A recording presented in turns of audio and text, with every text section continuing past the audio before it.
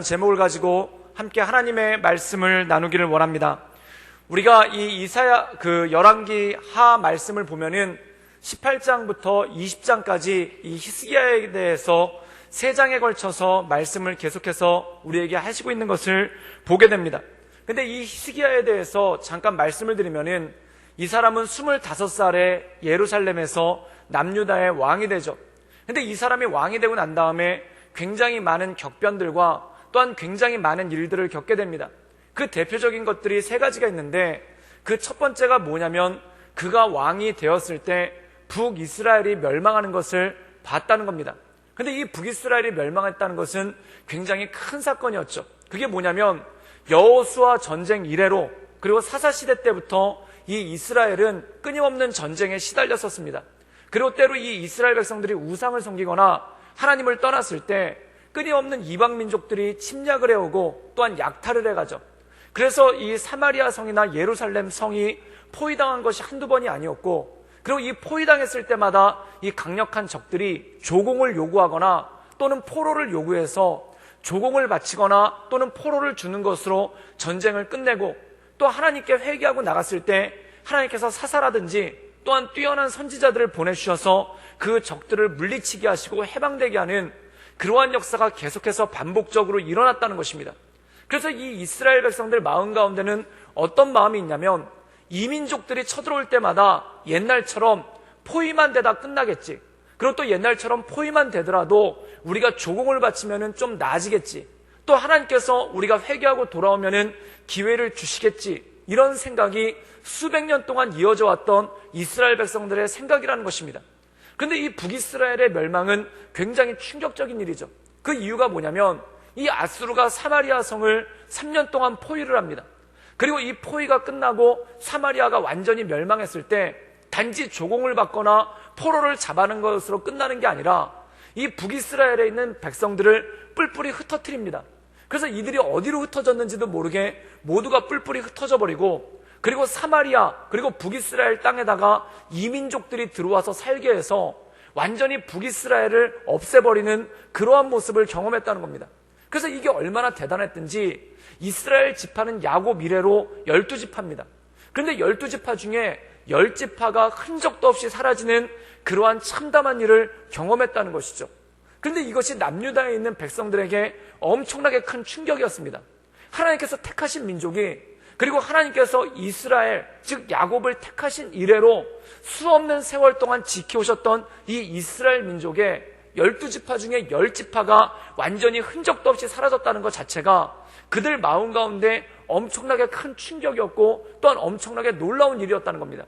그리고 더 충격적인 일은 뭐냐면 에브라임 지파가 완전히 흔적도 없이 사라졌는데, 이 에브라임 지파는 어떤 지파입니까? 요셉의 지파고 또한 여호수아의 지파가 바로 에브라임 지파입니다. 근데 이 에브라임 지파 자체가 흔적도 없이 뿔뿔이 흩어진 걸 보고 이 남유다에 사는 백성들 마음 가운데 큰 충격을 받았죠. 그래서 이 히스기야와 남유다 백성들이 북이스라엘이 멸망한 것을 보고 각성을 하기 시작합니다. 그래서 이 북이스라엘은 히스기야가 왕이 된 지 4년째 포위를 당하고, 그리고 7년째 완전히 사라졌는데, 이 히스기야와 이 이스라엘 백성들이, 이 유대 백성들이 각성을 하고 그들이 회개 운동을 벌이죠. 그래서 이들이 하나님께로 온전히 회개하고 하나님께 나아가는 그러한 모습이 보였다는 것입니다. 그리고 하나님께서 그들이 회개하고 나갈 때 그들에게 복을 주셔서 이 남유다가 강성함을 이루고 또한 새로운 힘을 얻게 되죠. 그러니까 또 어떤 일이 벌어지냐면 이 아수르가 그것의 위기를 느껴서, 남유다가 계속해서 커지는 것에 대해서 위기를 느껴서 군대를 보냅니다. 그런데 얼마나 많은 군대를 보냈고 얼마나 강력한 군대를 보냈는지 전술이 기가 막힙니다. 예루살렘을 공격하지 않고 예루살렘에 있는 주변에 있는 도시들부터 공격을 하는 거예요. 그리고 예루살렘을 우회해서 북쪽에서 남쪽으로 내려가서 라기스라는 곳에다 굉장히 강력한 요새를 건설합니다. 그 라기스에다 요새를 건설하니까 어떤 일이 되냐면 남유다의 전통적인 우방이었던 이집트와 끊어지게 되는 거예요. 그래서 이 이집트에서 구원병을 보냈는데 그 이집트에서 오던 구원병이 라기스에서 매복하고 있었던 이 아수르 군대에게 걸려서 전멸당하는 그런 일이 발생합니다. 그리고 이 아수르 군대가 이집트 군대를 전멸시킨 다음에 천천히 북상해서 예루살렘으로 다가오는 겁니다. 그때 이 히스기야가 이것을 극복해 보려고 굉장한 많은 노력을 했는데 이겨낼 수가 없었죠. 그런데 놀라운 역사가 벌어집니다. 그게 뭐냐면 하나님께서 여호와의 사자를 통해 이 아수르 군대를 치시는데 그들이 예루살렘 근교에서 18만 5천 명이 전사를 하고 하룻밤 사이에 18만 5천 명이 죽고, 그리고 이 사네립이라는 아수르 왕이 단신으로 아수르로 도망을 갑니다. 근데 아수르로 도망갔다가 군대 없이 혼자 도망오는 왕을 누가 환영하겠습니까? 그래서 결국 아수르에서 암살을 당하고, 이것으로 인해서 히스기야가 그 모든 어려움들을 극복하는 그러한 일들이 생기죠. 그런데 오늘 말씀 가운데 보면 굉장히 중요한 일이 생깁니다. 그때에 라는 말씀이 나옵니다. 여기서 그때는 언제인가? 아수르의 포위가 풀리고, 그리고 아수르, 공격해오던 아수르의 18만 5천 명의 군사들이 다 죽고, 그리고 이 군사들을 이끌고 왔었던 사네립이라는 이 아수르의 왕이 죽고 난 그 이후에 바로 그때 어떤 일이 생기냐면 히스기야에게 병이 오는 그런 일들이 생겼다는 것입니다. 우리 함께 열왕기하 20장 1절의 말씀을 함께 읽도록 하겠습니다. 우리 다 같이 읽겠습니다. 시작. 그때 히스기야가 병들어 죽게 되었음에 아모스의 아들 선지자 이사야가 그에게 나와 그에서 이르되 여호와의 말씀이 너는 집을 정리하라. 내가 죽고 살지 못하리라 하셨나이다. 오늘 말씀 가운데 보면은 눈에 띄는 구절이 있는데 그 구절이 무엇입니까? 그때에 라는 말씀이 나옵니다. 이 그때가 뭐냐면 이 아수르 군대가 물러가고 얼마 만에 이 이스라엘에, 그리고 얼마 만에 예루살렘에 평화가 찾아온 그때라는 것입니다. 사랑하는 여러분, 우리가 어떤 어려움을 겪고 나면, 그리고 우리가 큰 위기를 겪고 나면은 마음 가운데 이런 생각이 들죠. 더 이상 좀 어려움이 없었으면 좋겠다. 또한 더 이상 좀 힘든 일이 없었으면 좋겠다라는 그러한 생각을 했다는 것입니다. 그런데 오늘 말씀 가운데 보면 그때에, 이 그때가 무슨 뜻입니까? 위기가 지나가고 좀 살만해졌을 때, 또한 큰 사건이 지나가고 이제 한숨 좀 돌리나 싶을 그때에 어떤 일이 일어났냐면은 이 히스기야에게 병이 들고 히스기야에게 아픔이 오는 그러한 일들이 생겼다라는 것입니다. 사랑하는 여러분, 우리가 이 세상을 살아가면서 굉장히 중요한 축복 중에 하나가 뭐냐면 별일 없이 사는 것이 굉장히 큰 축복일 때가 있습니다. 제가 신방을 가거나 또는 이 구역 모임을 할 때 거기 있는 분들에게, 우리 성도님들한테 여쭤볼 때가 있죠. 요즘에 어떻게 지내세요? 그러면 많은 성도님들이 이렇게 얘기를 합니다. 그냥 별일 없이 지냅니다. 요즘에 뭐 아무 일도 없습니다. 뭐 그날이 그날이죠. 이런 얘기들을 참 많이 하세요. 그런데 제가 놀라운 것을 깨달았습니다. 그게 뭐냐면 별일 없이 산다는 거, 아무 일 없이 산다는 거, 또한 내 인생 가운데 별다른 일이 없다는 것이 얼마나 큰 축복이고 얼마나 큰 은혜입니까? 제가 어떤 분을 만나뵙고 얘기를 드리면 요즘에 신앙생활 어떻게 하세요? 그럼 기도도 안 해요. 왜요? 그러면 기도할 게 없어요. 여러분, 기도할 게 없는 게 복인 줄 믿습니다. 하나님이 얼마나 지켜주셨으면은 기도할 필요를 못 느끼는 거예요. 또한 하나님이 얼마나 지켜주셨으면 정말 별일 없이 사는 거예요. 어떤 가요 중에 보니까 가사 중에 이런 가사가 있더라고요. 너에게 깜짝 놀랄 이야기를 들려주마. 이 이야기를 들으면 너는 나를 부러워할 것이다. 그리고 후렴에 뭐라고 나오냐면 난 별일 없이 산다. 난 아무 일 없이 산다. 그게 그 노래 가사예요. 근데 제가 그 노래를 듣다 보니까 진짜 놀라운 게 뭐냐면 별일 없이 사는 거, 마음 가운데 조마조마한 거 없이 사는 거, 또한 마음 가운데 뭔가 잠 못 이루는 일 없이 사는 거, 이게 얼마나 큰 은혜고 얼마나 큰 축복입니까? 근데 사람들은 참 간사한 게 별일 없이 살면은 그냥 그러고 살아요. 그리고 별일 없으면은 그냥 인생 지루하다고 그러고, 별일 없이 살면은 뭐 재미없는 거 없나 라고 얘기를 하고, 또한 별일 없이 살면은 인생의 허탄한 것에 삶을 허비할 때가 굉장히 많더라는 것입니다. 사랑하는 여러분, 여러분 인생 가운데 별일 없을 때, 여러분 인생 가운데 아무 일 없을 때 하나님을 찬양하고 하나님의 은혜 가운데 온전함으로 나갈 수 있기를 주님의 이름으로 축원합니다. 사랑하는 여러분, 별일이 없다는 거, 진짜 아무 일이 없다라는 것이 우리 인생 가운데 얼마나 큰 은혜입니까? 정말 아무것도 걱정할 것이 없고 아무것도 신경 쓸 일이 없고 정말 인생이 지루하고 무료하다고 느껴질 만큼 내 인생 가운데 아무 일도 일어나지 않고 있다는 거, 이게 얼마나 큰 축복이고 이게 얼마나 큰 은혜입니까? 이것을 성경에서는 다른 말로 뭐라고 얘기하냐면 평안한 날이라고 얘기하겠다는 겁니다. 평안한 날이라고 얘기했다는 겁니다. 근데 이 평안한 날에 이스라엘 백성들이 저질렀던 죄가 무엇이냐면 불평하더라는 거예요. 왜 평안한 날에 불평하냐면 아무 일도 없으니까 불평하는 거예요. 아무 일도 없으니까 그냥 불평하며 사는 거예요. 아무 일도 없으니까 원망하며 사는 거예요. 사랑하는 여러분, 여러분 인생 가운데 아무 일도 없을 때 하나님을 찬양하고 하나님의 은혜 가운데 온전함으로 나갈 수 있기를 주님의 이름으로 축원합니다. 사랑하는 여러분, 아무 일도 없다는 건 무엇입니까? 일단 건강에 아무 문제가 없다는 거예요. 몸이 아프지가 않은 거예요. 여러분, 이거 얼마나 축복입니까? 제가 며칠 전에 한번 깜짝 놀랄 일이 있었습니다. 그게 뭐냐면 새벽 예배 나오려고 머리를 감으려고 허리를 굽히다가 허리가 찌릿한데 서 있질 못하겠더라고요. 그래서 그 자리에 주저앉아가지고 한 5분 동안 가만히 있었어요. 근데 그 5분 동안 별의별 생각이 다 들더라고요. 이게 뭐냐면 이거 새벽 예배 드리러 가야 되는데. 근데 그때 깨달았던 거예요. 여태 아무 일 없이 머리 감을 수 있었던 게 얼마나 큰 축복이었는가. 그때 제가 탄식을 했습니다. 왜 아무 일 없이 머리 감을 수 있었을 때 하나님을 경배하지 않았던가? 왜 아무 일 없이 머리를 감을 수 있었을 때 내가 왜 하나님께 감사하지 않았던가? 그래서 허리를 붙잡고 제가 하나님께 기도를 했어요.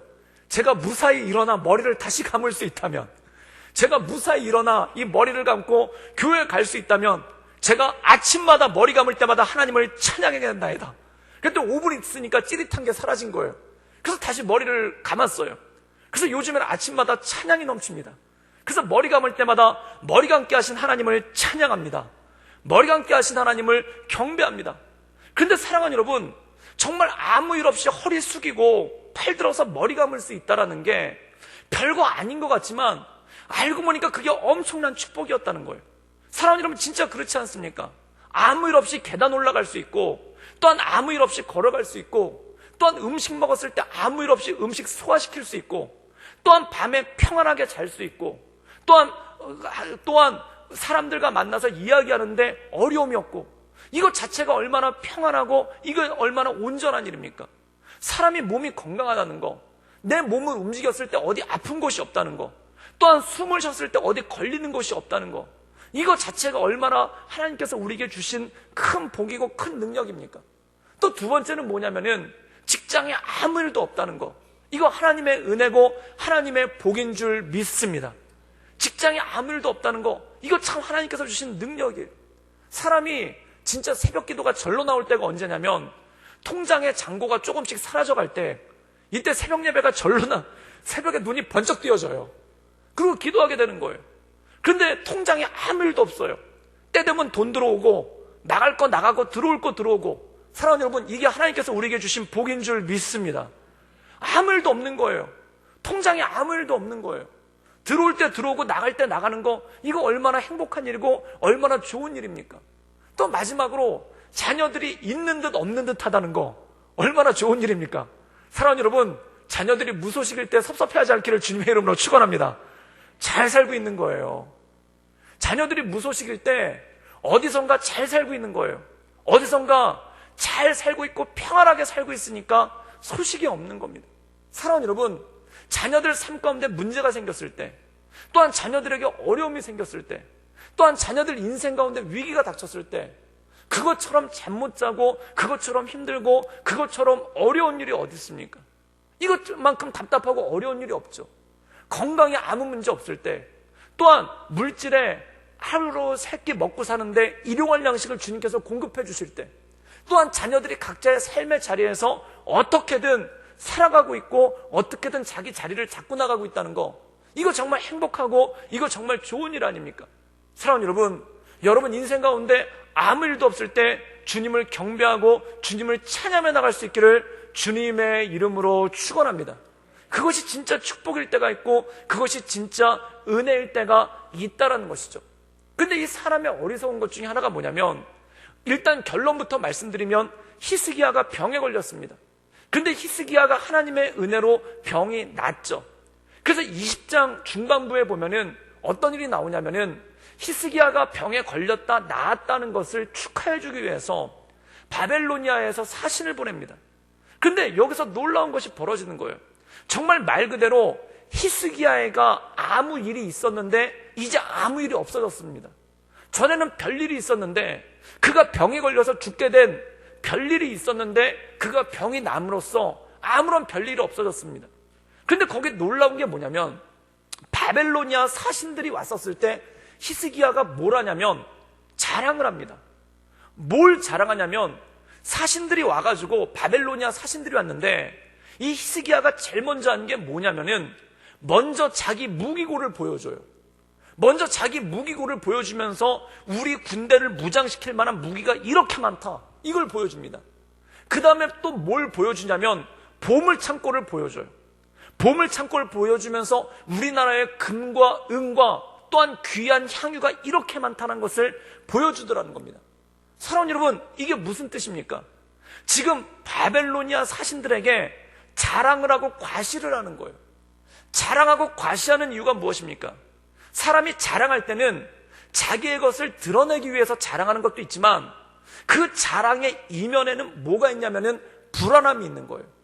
이 히스기야가 불안함이 뭐가 있냐면 얼마 전에 아수르의 침공을 물리치지 않았습니까? 그럼 이 바빌로니아도 강력한 국가라는 겁니다.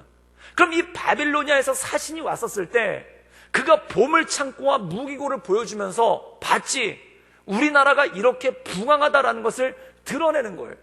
사랑하는 여러분, 강아지들이 세게 짖을 때는 이유가 있는 겁니다. 강아지들이 세게 짖을 때는 그 안에 불안함이 있기 때문에 세게 짖는 거예요. 마찬가지로 뭐냐면 히스기야가 바벨로니아 사자가 오니까 마음 가운데 불안함이 오기 시작하는 거예요. 그래서 그 불안함을 어떻게 표현하냐면은 자기를 자랑하고 자기를 과시하더라는 겁니다. 자기를 자랑하고 자기를 과시하는 게 뭐냐면 무기고를 보여주고 그 다음에 금고를 보여주면서 우리나라가 얼마나 부강한지를 보여준다는 거예요. 그런데 여기서 히스기야가 놓친 게 무엇입니까? 아수르로부터 이스라엘을 구원한 것이 누구입니까? 무기가 구원했습니까? 물질이 구원했습니까? 그렇지 않은 거예요. 우리가 성경에 보면은 아수르가 쳐들어왔었을 때 이 히스기야가 처음에는 조공을 한번 바쳐봅니다. 그냥 물러가 달라고 조공을 바쳤는데 얼마나 많이 바쳤냐면 은 300달란트 그리고 황금 30달란트를 바쳤는데 금이랑 은이 모자르니까 나중에는 성전과 왕궁의 장식으로 기둥에 장식해 놓은 금 있지 않습니까? 그걸 다 벗겨가지고 보낼 정도로 한마디로 얘기해서 나라의 모든 것을 탈탈 털어서 보냈어요. 근데 탈탈 털어서 그 보낸 걸 받고 나서 아수르가 물러났는가? 안 물러났어요. 더 협박을 하는 거예요. 더 내놓으라고 하는 거예요. 그럼 사랑하는 여러분, 물질이 유다를 이 아수르로부터 구해줬는가? 안 구해줬어요. 그럼 강력한 군대가 이 예루살렘을, 이 유다를 아수르로부터 구해줬는가? 안 구해줬어요. 그러면 이 히스기야가 병들었을 때 강력한 무기와 물질과 향유가 그를 병으로부터 구해줬는가? 안 구해줬어요. 그럼 성경에 보면 누가 구해줬습니까? 하나님이 구해줬다는 겁니다. 그렇다면 이 히스기야가 바벨론 사신이 왔었을 때 진정으로 자랑해야 되는 것은 무엇입니까? 하나님인 거예요. 그런데 이 히스기야는 하나님을 자랑하지 않고 누구를 자랑했냐면 자기의 물질과 자기의 무기를 자랑했습니다. 사랑하는 여러분, 사람이 평안한 날에 또한 사람이 아무 일도 없을 때 그때 어떤 일이 벌어지냐면 전도서에서는 이렇게 말씀하고 있습니다. 너희의 평안한 날에 너희는 하나님을 경배하라. 사랑하는 여러분, 하나님을 경배한다는 것이 무엇입니까? 나에게 아무런 일도 생기지 않게끔 붙잡아 주신 하나님의 은혜에 엎드리며 나가는 거예요. 그런데 사람이 아무 일도 안 생기면 어떤 일이 벌어지냐면 자기를 자랑하고 자기를 과시하려는 그러한 마음이 생기기 시작하더라는 것입니다. 어떤 문제를 겪고 있는 사람에게 또한 어떤 어려움을 겪고 있는 사람에게 거기서 뭘 하냐면 자기를 과시하고 자기를 드러내는 거예요.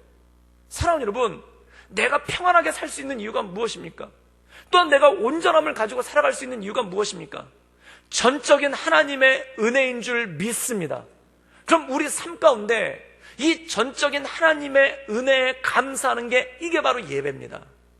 그리고 나에게 전적인 은혜를 주신 이 하나님을 자랑하는 게 뭐냐면 그게 전도인 거예요.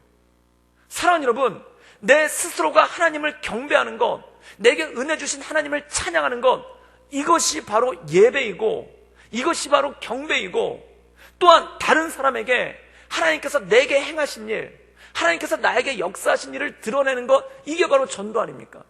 사랑하는 여러분, 그런데 오늘 말씀 가운데 보면은 히스기야가 병이 나았음에도 불구하고, 또한 히스기야가 아수르의 침공으로부터 나라가 구원됨을 받았음에도 불구하고 하나님을 경배하지도 아니하고, 또한 이 하나님을 바벨로니아에게 자랑하지도 않았더라는 것입니다.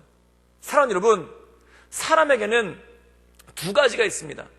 평안한 날에 필요한 것이 두 가지가 있는데, 첫 번째는 자랑하지 않는 것입니다. 나를 자랑하는 순간 하나님이 사라집니다. 나를 자랑하는 순간 교만함에 빠지게 되는 거예요. 사랑하는 여러분, 히스기야가 아수르 왕을 이긴 것, 또한 그가 병에서 노임을 받은 것, 이 중에 자기의 공로가 뭐가 있습니까? 아무것도 없는 거예요. 그럼 전적으로 이 모든 것 가운데 역사해 주신 분이 누구입니까? 하나님이라는 것이죠. 사랑하는 여러분, 여러분의 평안한 날에, 여러분의 인생 가운데 평안한 날에 그 하나님의 은혜를 찬양하며 하나님의 인도하신 가운데 온전함으로 나갈 수 있기를 주님의 이름으로 축원합니다.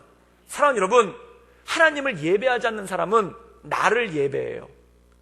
나를 예배하는 게 뭐냐면 그게 바로 자랑이라는 겁니다. 사랑하는 여러분, 하나님을 경배하지 않으면 나를 경배하게 돼요. 나를 경배하는 게 자랑이라는 겁니다. 자랑은 무엇인가? 엄격한 의미로 보면 그것 자체가 우상 숭배인 거예요. 사랑하는 여러분, 우리가 창세기 3장에 보면은 아담과 하와의 범죄가 나오지 않습니까? 아담과 하와가 마귀를 섬겼습니까? 아담과 하와가 사탄을 섬겼습니까? 그렇지 않아요. 아담과 하와에게 했던 사단의 유혹이 뭐냐면 선악과를 따먹으라는 거예요. 그럼 선악과를 따먹으면 어떤 일이 생기는가? 네가 하나님처럼 된다는 거예요. 하나님만큼 높아진다는 거예요. 사랑하는 여러분, 하나님께서 아담과 하와를 창조하신 이유가 무엇입니까? 그들과 교제하기 위해, 또한 그들은 나를 위해 지었나니 그들이 나를 경배하기 위해, 그들을 통해 감사의 제사를 받기 위해 하나님께서 아담과 하와를 창조하셨다는 겁니다. 그러면 하나님처럼 높아진다는 건 무엇입니까? 더 이상 하나님께 감사할 이유가 없는 거예요. 더 이상 하나님의 은혜를 찬양할 이유가 없는 거예요. 사랑하는 여러분, 이건 정말 무서운 겁니다. 하나님을 예배하지 않는 사람은 나를 자랑하게 됩니다. 하나님을 드러내지 않는 사람은 나를 드러내게 됩니다. 하나님을 경배하지 않는 사람은 나를 경배하게 됩니다. 이게 바로 우상 숭배라는 겁니다. 사랑하는 여러분, 내 입술 가운데 자랑이 있잖아요. 이게 무슨 뜻입니까? 그 사람은 하나님을 떠난 사람입니다. 왜 그렇습니까? 오늘 말씀 가운데 보면 아수르를 이길 수 있었던 거, 또한 히스기야가 병에서 나을 수 있었던 게 무엇입니까? 전적인 하나님의 은혜 아닙니까? 근데 히스기야가 이 바벨론 사람들 앞에서 하나님을 드러내지 않아요. 오히려 뭘 하냐면 자기의 군대와 자기의 보물에 대해서 자랑을 합니다. 사랑하는 여러분, 성경에 보면 사랑은 자랑하지 않는다 나옵니다. 또한 죄악 중에 하나가 뭐냐면 교만인데 그 교만은 자랑하는 거래요. 여러분 인생 가운데 자랑하지 않기를 주님의 이름으로 축원합니다. 그럼 우리의 자랑은 무엇인가? 오직 예수 그리스도의 십자가밖에 없다는 거예요. 예수 그리스도의 십자가가 무엇입니까? 나를 구원하신 구원의 은혜라는 겁니다. 나를 구원하신 구원의 능력이라는 것입니다. 나를 구원하신 하나님의 은혜라는 겁니다. 사랑하는 여러분, 세상의 모임과 교회 모임의 차이는 뭡니까? 세상 모임은 끊임없이 자기를 자랑하는 거예요. 어떤 분이 그런 얘기를 하시더라고요. 동창회 모임의 이유는 두 가지밖에 없다는 거예요. 첫 번째, 자랑하려고 가든지 뭐 빌리려고 가든지, 그 두 가지 이유밖에 없다는 거예요. 물론 화목하고 좋은 모임도 굉장히 많겠죠. 그분이 그거에 대해서 극단적으로 얘기를 했겠죠. 근데 세상 모임 보십시오. 세상 모임들 가운데 보면은 나를 자랑하려는 모임이든지 또는 내가 아쉬워서 누구한테 아쉬운 소리 하려고 가는 모임이 대부분이에요. 정말 그렇지 않습니까? 그러나 예수님 믿는 사람들의 모임은 무엇인가? 예수님 믿는 사람들의 모임은 내 흥황한 날에, 내 잘되는 날에 하나님을 자랑하는 것이 내 인생 가운데 교회 모임의 목적인 줄 믿습니다. 그래서 교회 공동체에서는 무엇이 넘쳐나야 되는가? 예수님 자랑이 넘쳐나야 되는 거예요. 내 인생 가운데 나를 지켜주신 예수님, 내 인생 가운데 나를 인도해 주신 하나님, 내 인생 가운데 나를 붙들어 주신 그 하나님에 대한 자랑이 넘쳐나는 것, 이것이 바로 교회라는 겁니다. 그래서 사도 바울은 뭐라고 얘기했는가? 내가 가지고 있었던 모든 지식과, 내가 가지고 있었던 모든 학식과, 내가 가지고 있었던 모든 혈통과, 세상에 있었던 나의 모든 자랑을 내가 다 배설물처럼 여긴다는 거예요. 그럼 나는 누구만 자랑하는가? 나를 구원하신 예수 그리스도의 십자가만을 자랑하겠다는 겁니다. 사랑하는 여러분, 자녀들이 잘된 것 무슨 이유입니까? 하나님께서 복 주셨기 때문이 아닙니까? 하나님께서 복 주셨기 때문에 자녀들을 지금처럼 잘 키울 수 있었던 거 아닙니까? 사랑하는 여러분, 잘된 자녀들을 바라볼 때 하나님 자랑할 수 있기를 주님의 이름으로 축원합니다. 이런 일 있지 않습니까? 어떻게 내 몸에서 저런 자녀가 나왔는지, 훌륭한 자녀를 볼 때 감탄이 되지 않습니까? 어떻게 내 몸에서 이런 자녀가 나왔는지. 또한 사랑하는 여러분, 연약한 자녀들 바라볼 때 하나님 앞에 기도하며 엎드려 나갈 수 있기를 주님의 이름으로 축원합니다. 그래서 전도서에서 뭐라고 나왔냐면, 너희의 잘되는 날에 하나님을 찬양하고 너희의 공고한 날에 하나님께 기도하라 라고 말씀합니다. 그럼 교회 공동체는 뭘까요? 내 잘됨을 통해 하나님을 찬양하고 나의 힘들고 어려움을 통해 기도하는 것. 그래서 교회 공동체는 딱 두 가지밖에 없는 거예요. 하나님을 찬양하는 것, 하나님에 대한 예배, 또 하나는 무엇인가? 어려운 일 당했을 때 기도하는 것. 서로에 대한 기도와 중보기도. 그래서 하나님을 향한 찬양과 하나님을 향한 기도, 그것이 교회 공동체의 모든 것을 대변하고 교회 공동체의 모든 것을 이야기해주고 있다는 겁니다. 사랑하는 여러분, 그것이 바로 온전한 뜻이라는 것이죠. 오늘 말씀 가운데 보면은 하나님께서 성도에게 주신 두 가지 사명이 있는데, 첫 번째 사명이 바로 예배의 사명이라는 것입니다. 우리 함께 이사야 43장 21절의 말씀을 읽도록 하겠습니다. 예, 우리 자막을 통해서 이사야 43장 21절 말씀 함께 읽도록 하겠습니다. 예, 자막이 안 나오는 관계로 제가 읽도록 하겠습니다. 간단한 말씀입니다. 이 백성은 내가 나를 위하여 지었나니 나를 찬송하게 하려 함이니라. 하나님께서 우리를 지으신 이유가 무엇인가? 찬송하게 하려고. 우리에게 예배의 사명이 있다는 거예요. 또한 요한복음 4장 22절과 23절에 보면 이런 말씀이 나와요. 너희는 알지 못하는 것을 예배하고 우리는 아는 것을 예배하게 하나니 이는 구원이 하나님께서 남이라. 23절에 보면은 하나님을 참되게 예배하는 자들은 영과 진리로 예배할 때가 오나니 이때라. 하나님께서 자기에게 예배하는 자들을 찾으시느니라. 그리고 24절에 뭐라고 말씀하시냐면 하나님은 영이시니 예배하는 자가 영과 진리로 예배할지어다. 하나님께서 우리를 창조하신 목적이 무엇입니까? 바로 하나님을 찬송하고 하나님을 예배하는 것입니다. 사랑하는 여러분, 여러분 인생 가운데 하나님 찬양하고 하나님을 예배할 수 있기를 주님의 이름으로 축원합니다. 그리고 이것을 다른 사람에게 얘기하는 거, 이게 전도라는 거예요. 우리 마가복음 16장 15절 말씀 우리 자막을 통해서 함께 읽도록 하겠습니다. 우리 다 같이 읽겠습니다. 시작. 또 이르시되 너희는 온 천하에 다니며 만민에게 복음을 전파하라. 또한 사도행전 1장 8절 말씀 우리 다 같이 읽겠습니다. 시작. 오직 성령이 너희에게 임하시면 너희가 권능을 받고 예루살렘과 온 유대와 사마리아와 땅끝까지 이르러 내 증인이 되리라 하시니라. 딱 사명은 이거 두 개예요. 내 개인적으로 하나님을 찬양하는 거, 하나님을 예배하는 거, 하나님을 경배하는 거, 또한 다른 사람에게 하나님을 자랑하는 거, 이게 복음 전파라는 겁니다. 이것이 바로 증인된 삶이라는 겁니다. 그래서요, 예배와 전도는 다른 것이 아니에요. 예배와 전도는 손바닥의 앞과 뒤와 같이 똑같은 것입니다. 또한 예배와 전도는 같이 가는 것입니다. 그 이유가 무엇인가? 내 개인적으로 하나님을 경배하는 것, 이것이 예배이고, 내가 다른 사람에게 나에게 행하신 하나님의 일들을 바라보며 하나님을 찬양하고 자랑하는 것, 이게 전도기 때문에 그런 거 아닙니까? 그렇기 때문에 예배와 전도는 우리에게 주신 사명이고 우리에게 주신 능력인 거예요. 어떤 분들은 하나님을 뜨겁게 예배하는데 전도하지 않는다. 그건 있을 수 없는 일이에요. 어떻게 내 삶 가운데 좋은 일이 있는데, 어떻게 내 삶 가운데 기쁜 일이 있는데 그걸 드러내지 않을 수 있겠습니까? 여러분, 만약에 여러분 복권에 당첨됐다고 해보세요. 그럼 집에서 그 복권을 들고 좋아가지고 펄쩍펄쩍 뛰겠죠. 그리고 가만히 계시겠습니까? 전화를 거시겠죠. 내가 요즘에 이런 일이 있어. 됐어. 막 이러실 거 아닙니까? 여러분 자녀가 혹시 명문대에 붙었다고 생각해 보십시오. 그럼 그 합격증을 들고 집에서 펄쩍펄쩍 뛸 겁니다. 그리고 그걸로 가만히 있겠습니까? 아니에요. 어디선가 나가서 누군가에게 알리고 싶은 거예요. 마찬가지 아닙니까? 하나님의 은혜를 경험했을 때 내가 좋아서 펄쩍펄쩍 뛰는 거, 그게 예배라는 겁니다.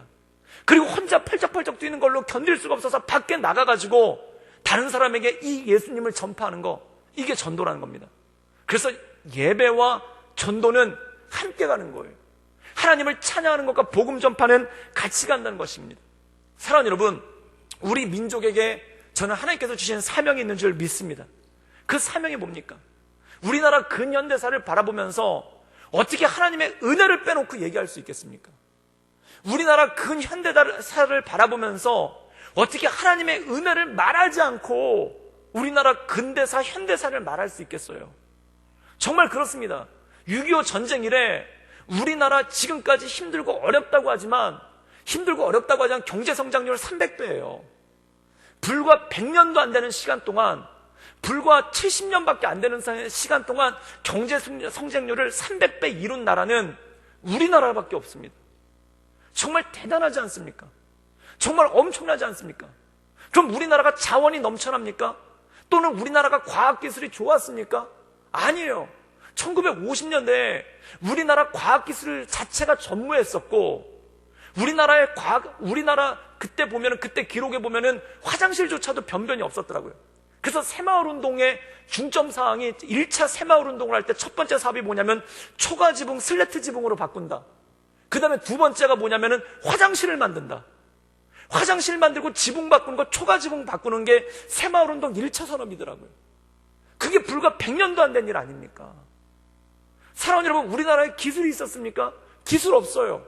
또한 우리나라에 자원이 있었습니까? 자원 눈을 씻고 찾아봐도 없어요.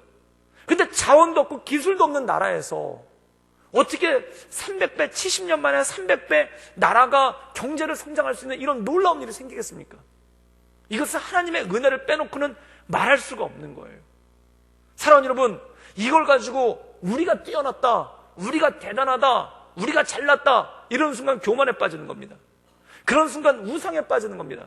저는 우리 민족에게 주신 사명, 이 하나님의 은혜를 찬양할 수 있기를 주님의 이름으로 축원합니다. 그게 사명인 거예요. 그래서 우리 민족의 사명이 무엇이냐면 예배하는 사명이 있는 거예요. 예배드리는 사명이 있는 거예요. 그 하나님께서 은혜 주신 그 하나님을 찬양하는 사명이 있는 거예요. 또 하나가 무엇인가? 우리끼리만 좋아하지 말고, 우리끼리만 기뻐 뛰지 말고 이 기쁨을 전하는 것, 이 기쁨을 드러내는 것, 이게 바로 선교의 사명, 이게 바로 복음 전파의 사명, 이게 전도의 사명 아닙니까? 저는 우리가 이 모든 것을 이뤄나갈 수 있기를 주님의 이름으로 축원합니다. 그래서 하나님은 뭐라고 말씀하셨냐면 먼저 그의 나라와 그의 의를 구하라는 거예요. 그의 나라와 그의 의가 무엇입니까? 대단한 게 아니에요. 내 삶 가운데 하나님을 예배하는 것, 그리고 내 삶 가운데 하나님을 전하는 것, 전파하는 것, 이 두 가지가 그의 나라와 그의 의 아니겠습니까? 사랑하는 여러분 삶을 통해 날마다 하나님을 예배하며 하나님을 경배하며 나갈 수 있기를 주님의 이름으로 축원합니다. 그게 바로 능력입니다. 그게 바로 힘입니다. 저는 우리 성도들 입술 가운데 찬양이 흥얼거릴 수 있기를 주님의 이름으로 축원합니다. 그리고 입만 벌리면 예수님 자랑할 수 있기를 주님의 이름으로 축원합니다. 입만 벌리면 예수님 자랑, 혼자 있을 때는 흥얼거리면서 하나님 찬양, 그리고 다른 사람 만나서 입만 벌리면 예수님 자랑, 이것이 바로 성도의 사명이고 성도의 능력이라는 것입니다. 그게 바로 우리 민족에게 주신 힘이고 능력이라는 것이죠. 오늘 중요한 것이 있습니다. 히스기야가 병들었을 때 하나님께서 어떤 역사를 이루시는가? 우리 함께 열왕기하 20장 5절에서 6절까지의 말씀, 우리 마지막으로 함께 읽겠습니다. 우리 다 같이 읽겠습니다. 너는 돌아가서 내 백성의 주권자 히스기야에게 이르기를, 왕의 조상 다윗의 하나님 여호와의 말씀이 내가 내 기도를 들었고 내 눈물을 보았노라. 내가 너를 낫게 하리니 내가 3일 만에 여호와의 성전에 올라가겠고, 6절입니다. 내가 내 날을 15년을 더할 것이며 내가 너와 이 성 아수르 왕의 손에서 구원하고 내가 나를 위하여 내 종 다윗을 위하여 이 성을 보호하리라 하셨더라. 아멘. 히스기야가 병에 걸렸을 때 하나님께 기도합니다. 그때 어떤 일이 생기냐면 하나님께서 약속을 하시는데 너의 수명을 15년을 연장시켜 주겠다는 거예요. 그런데 이게 놀라운 역사겠습니다. 히스기야 때 두 가지 일이 일어나는데 첫 번째는 아수르 침공을 이겨낸 거예요.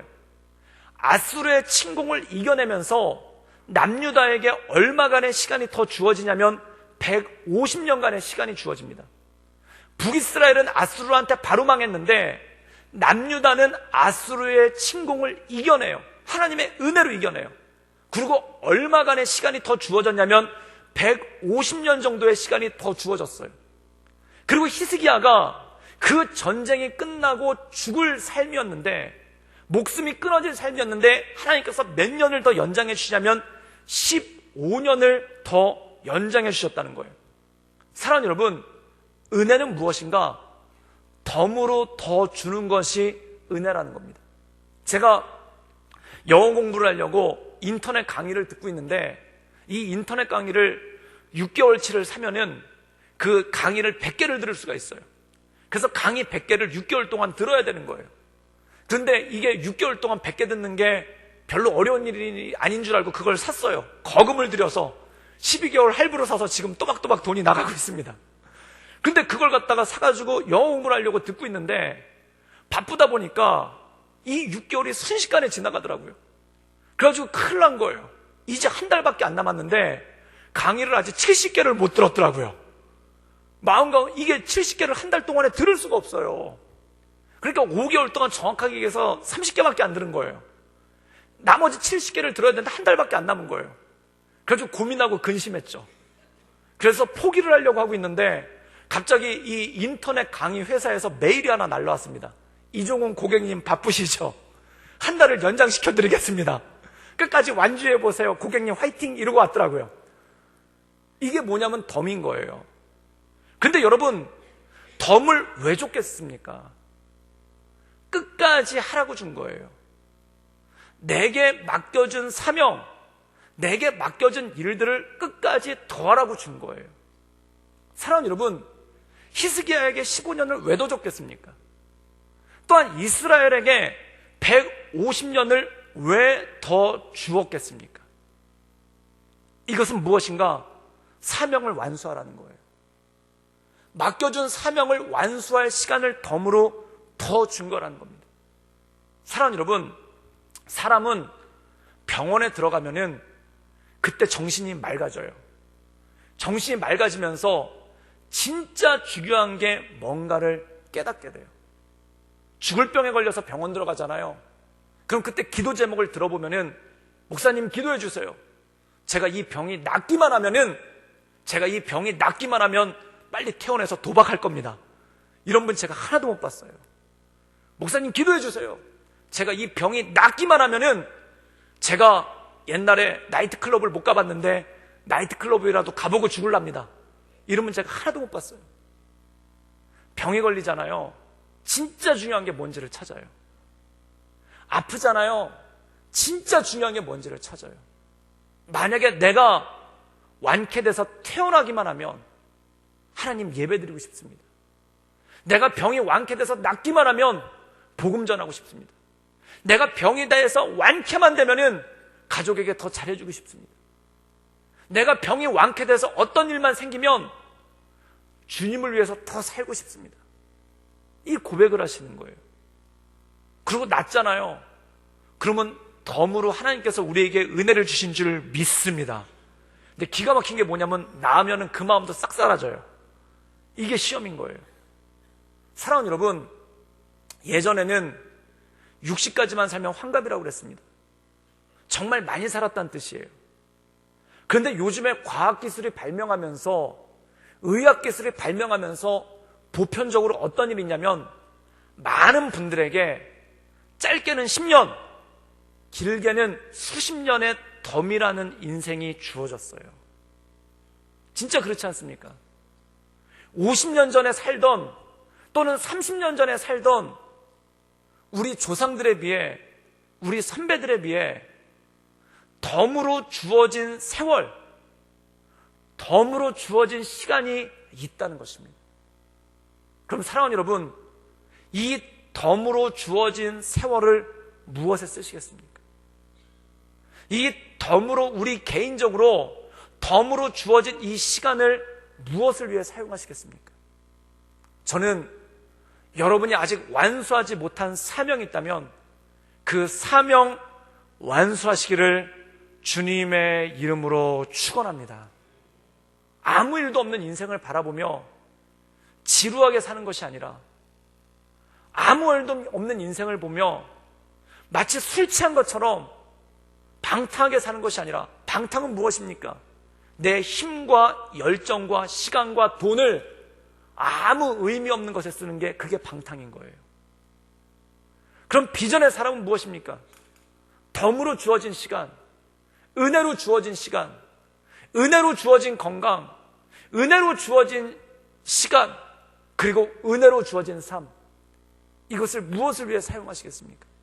사랑하는 여러분, 저는 이 모든 시간들을 사명을 위해 쓸 수 있기를 주님의 이름으로 축원합니다. 우리에게 이 남겨진 시간 깊이 사랑할 수 있기를 주님의 이름으로 축원합니다. 제가 최근에 놀라운 것을 깨달았어요. 하나님이 진짜 기뻐하시는 일이 뭘까? 월요일 날 저희 작은애 생일이었습니다. 월요일 날 저희 작은애 생일이었는데, 그래서 생일 파티를 하려고 식당에 가가지고 막 이렇게 파티를 했죠. 박수도 쳐주고. 그런데 저희 큰딸이 12살 많은 애 아닙니까? 걔가 갑자기 이러는 거예요. 아빠, 엄마, 선물을 사주겠다고. 자기 동생 선물을 사주겠다고. 그때 저랑 제 아내가 벌떡 일어났어요. 그래? 그런데 놀라운 사실이 그게 그렇게 좋더라고요. 저희 큰애가 어버이날 그냥 이번에 생략했거든요. 그냥 어버이날 생략하고, 그리고 제 생일도 생략하고, 저희 그 아내 생일도 그냥 생략했거든요. 그런데 그거보다 어버이날 생략하고 엄마 아빠 생일 생략한 것보다 동생 생일 챙겨주겠다니까 그게 그렇게 기쁜 거예요. 그리고 어떤 생각이 나냐면, 다 컸네, 이 얘기가 나오더라고요. 그때 제가 깨달았어요. 예수님이 내가 너희를 사랑한 것 같이 너희도 서로 사랑하라. 내가 너희를 사랑한 것 같이 너희들도 나를 사랑해라가 아니라, 내가 너희를 사랑한 것 같이 너희가 나를 사랑해라가 아니라, 내가 너희를 사랑한 것 같이 너희도 서로 사랑하라. 예수님 제일 기뻐하시는 일, 예수님 제일 좋아하시는 일, 하나님 가장 기뻐하시는 일, 그게 서로 사랑하는 거예요. 여러분, 예수님 사랑하는 마음으로 여러분들 가족들 깊이 사랑할 수 있기를 주님의 이름으로 축원합니다. 예수님 사랑하는 마음으로 우리 교회 식구들 서로 사랑할 수 있기를 주님의 이름으로 축원합니다. 왜 우리에게 인생을 더 덤으로 주셨겠습니까? 왜 우리에게 세월을 더 덤으로 주셨겠습니까? 주님의 사랑 감당하라고. 그 주님의 사랑이 사랑하는 거예요. 그 주님의 사랑이 더 깊이 사랑하는 거예요. 그리고 그 주님의 사명이 무엇인가? 내 인생을 통해 하나님을 자랑하는 것, 하나님을 드러내는 거예요. 그래서 예수님은 가장 큰 계명이 무엇인가? 하나님을 사랑하라, 내 이웃을 내 몸과 같이 사랑하라. 하나님 사랑하는 건 무엇입니까? 하나님 경배하는 거, 하나님 찬양하는 거, 하나님 드러내는 거. 그리고 서로 사랑하는 건 무엇입니까? 하나님께서 가장 기뻐하는 거. 결국 그 모든 것이 하나님을 위한 길이더라고요. 여러분, 우리 삶 가운데 이 사명 감당할 수 있기를 주님의 이름으로 축원합니다. 세월이 참 빠릅니다. 세월이 진짜 선살처럼, 쏘아놓은 화살처럼 지나갑니다. 이 시대 가운데, 이 빠른 세월 가운데 하나님께서 우리에게 덤으로 주신 것이 있는 거예요. 그 덤을 왜 주셨겠습니까? 주님의 사명 감당하라고, 주님의 일 감당하라고, 주님께서 기뻐하시는 일 하라고 더 주신 거 아니겠습니까? 그럼 사랑하는 여러분, 우리에게 맡겨주신 이 사명, 주님께서 맡겨주신 일들 잘 감당할 수 있기를 주님의 이름으로 축원합니다. 그래서 주님께서 기뻐하시는 이 모든 것들을 감당하며 나가는 우리 모든 성도들 되시기를 주님의 이름으로 축원합니다. 이 시간 함께 기도하겠습니다.